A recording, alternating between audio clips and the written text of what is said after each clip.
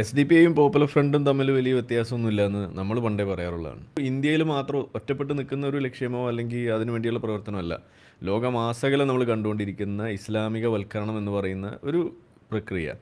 അതിന് അവർ തന്നെ എഴുതി വെച്ച മിഷൻ 2047 എന്ന് പറയുന്ന ഒരു ഡോക്യുമെൻ്റ്, അതിനകത്ത് എഴുതി വെച്ചിട്ടുള്ള കാര്യങ്ങൾ ഇതിവിടെ നിയമ സംവിധാനത്തിലൂടെ അത് പുറത്ത് കൊണ്ടുവരുന്നു. പോപ്പുലർ ഫ്രണ്ടിൻ്റെ നിരോധനവുമായി ബന്ധപ്പെട്ടിട്ടുള്ള ആ റെയ്ഡിൽ നമുക്കത് കാണാൻ കഴിഞ്ഞു. ഇപ്പോൾ എസ് ഡി പി ഐയുടെ വിഷയത്തിൽ ഇപ്പോൾ നമ്മൾ കാണുന്നതും ഇതേ കാര്യങ്ങൾ തന്നെ, ജിഹാദി പ്രവർത്തനങ്ങളും അതുപോലുള്ള വിഷയങ്ങളും വരുമ്പോൾ കൃത്യമായിട്ടൊരു ലക്ഷ്യം എഴുതി വെച്ചുകൊണ്ട് തങ്ങളുടെ ലക്ഷ്യം ഇന്നതാണ് എന്ന് പറഞ്ഞുകൊണ്ട് ഇസ്ലാമിക വൽക്കരണം, ഇസ്ലാമിക രാജ്യമാക്കുക, ജനാധിപത്യത്തെ തൂത്തെറിയുക, മതേതരത്വം എന്ന് പറയുന്ന സംഗതിയെ ഇല്ലായ്മ ചെയ്യുക എന്ന കൃത്യമായ ലക്ഷ്യം വെച്ചുകൊണ്ട് മുന്നോട്ട് വരുന്ന ഒരു കൂട്ടരെ അത് കണ്ടിട്ടും അതിനെ മൈൻഡ് ചെയ്യുന്നില്ല എന്ന് മാത്രമല്ല, മറുവശത്ത് പോയി നിന്നുകൊണ്ട് ഇവിടെ ഹിന്ദുരാഷ്ട്രമാകുന്നേ എന്ന് പറഞ്ഞുകൊണ്ട് ഒരു തെളിവുമില്ലാത്ത കാര്യങ്ങൾ വെച്ചുകൊണ്ട് അതിനുവേണ്ടി വാദിക്കുന്നു. ഇതാണ് നമ്മൾ കാണുന്നത്.